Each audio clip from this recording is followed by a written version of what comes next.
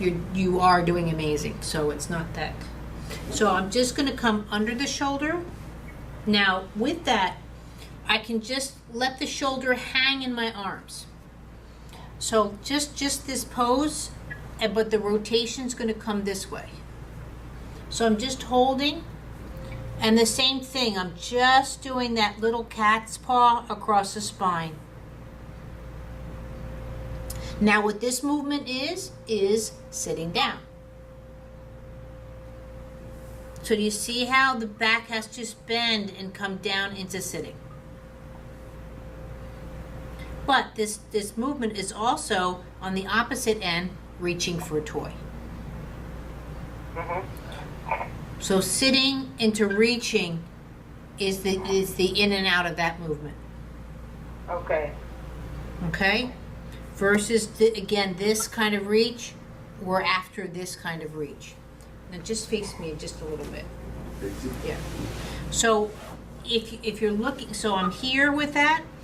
Now notice too, you can have the whole arm underneath your arm and do that to help with that reach. Hello. Hello. How are you? Oh my goodness. That. So see how I'm not grabbing his arm or anything. He's just resting on my arm. But again, that successfulness. And this is where you can use your daughter or your husband or somebody that they can be playing with her and she's reaching for toys while you're doing this. Okay. Okay? So now lay down, please. Yes. Just gonna get a pillow.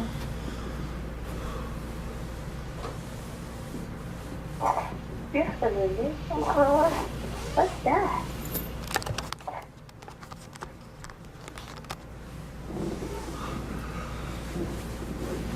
So come here, face me.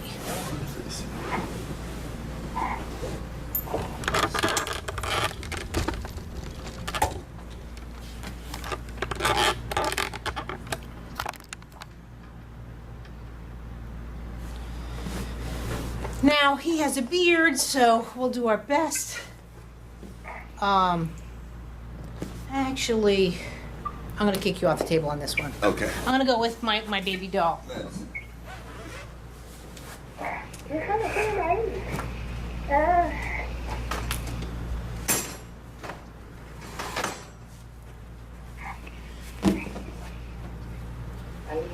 Sorry, I know that my baby's on the small side, but I really want to show you hand positioning on this.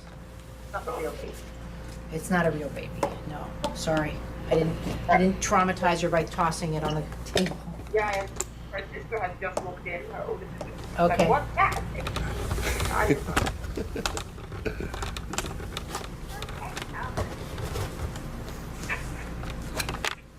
So now, as I mentioned, I don't want to put too much pressure on the chest cavity because that's where you want the breathing to start at, right? So my one hand is on the back, like that. Now, where I start with this is I'm going to do breathing on the belly. So the same movement I did in the back, I'm just going to offer that light rotation. So what it looks like is I'm lightly rotating on the back and on the diaphragm. Okay. If this hand's moving, this hand's moving. I never stop the one hand and expect movement around it. It's always like a dance when I'm moving. Same thing if you were to dance with somebody. You wouldn't hold them and expect them to dance with you. Same thing too with our kids. If you do anything like this, you will stop the movement. All movement, you have to allow these extremities to be free for the movements to happen.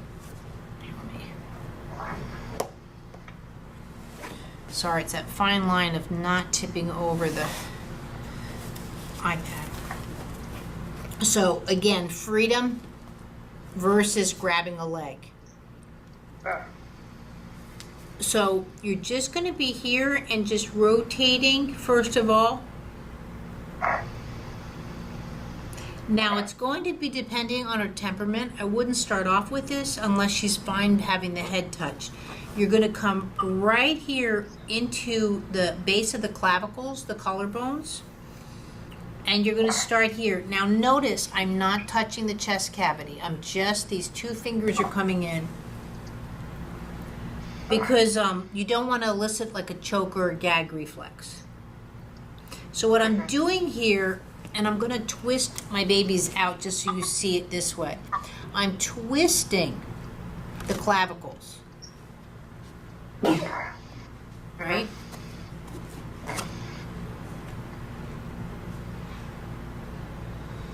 But it's a very, very subtle.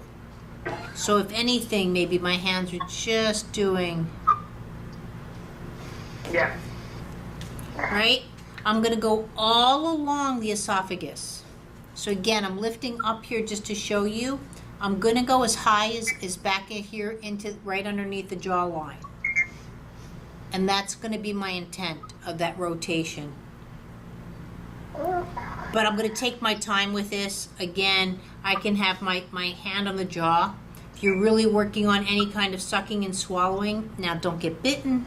I have a silicone thing, but again, you can come in here and really complete that rotation.